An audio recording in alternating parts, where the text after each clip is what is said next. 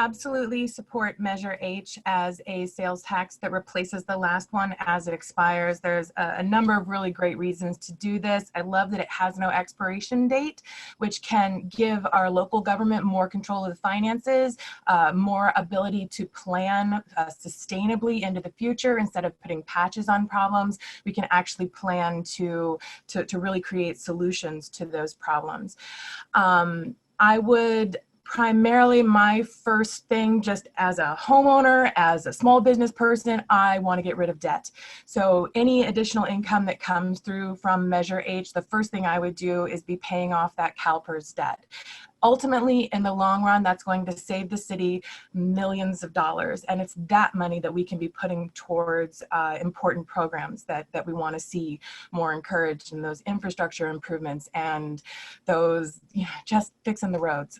there's so many things to be spending money on instead of interest rates. That's what we need to be doing, in my opinion. If Measure H fails, I'm afraid I don't know what I could name as being on the chopping block right now. I know that there's a lot of really worthy things going on, and I can't imagine that we're working this close to the bone and we haven't already trimmed out a lot of the fat. I'd be willing to talk to community groups and talk to all the folks in the area to see what everybody's priorities are. I would be representing the 2nd Ward, and I would be wanting to talk to the people in my district to figure out where their priorities really lie.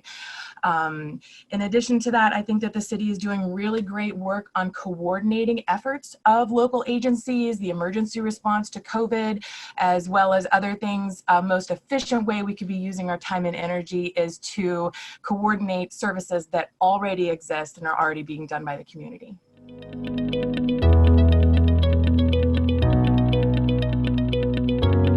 The question of homelessness and houselessness and underhousing in Eureka is definitely not new. The pandemic has shown how wide the cracks in our system truly are, and the lack of foot traffic downtown, the lack of people walking around, has made people more comfortable who are living on the streets to, filter in from the edges, from the places that they've been hiding. They were always there. This problem is there. I absolutely think that if the city is going to be encouraging action or facilitating or funding action, that action needs to be treating the root of the problem.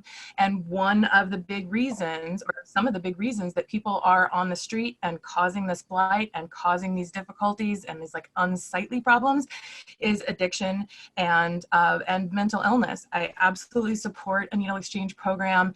The question of where it can be is incredibly complicated. It needs to be both accessible and nobody wants it in their backyard.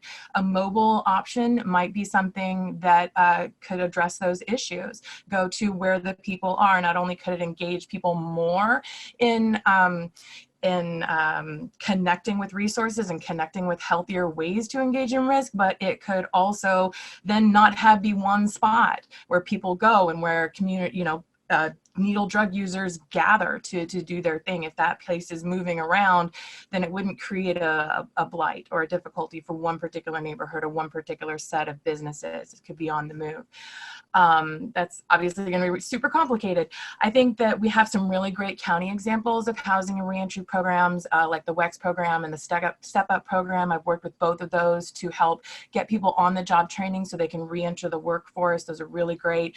I also think we need more affordable housing, tiny housing, infill development, lots of places for people to live and work and grow.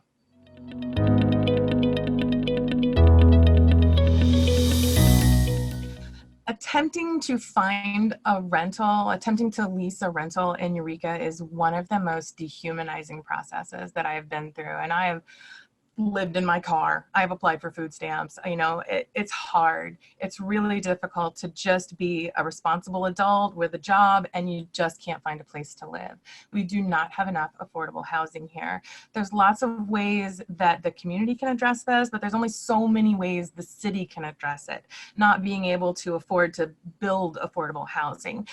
What the city can do is to encourage development that provides affordable housing. I think infill development is important.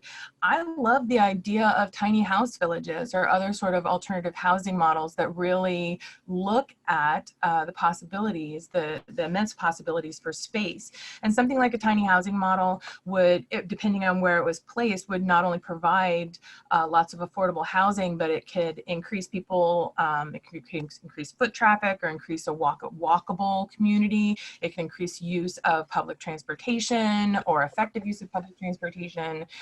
So we're looking at more people living in a smaller area, putting in a smaller environmental footprint.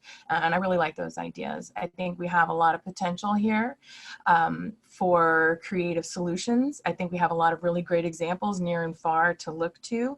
And I think that we should be open to finding ways to house all of the people in Eureka safely and in a way that creates even very poor, totally engaged, totally creative, like totally safe little communities.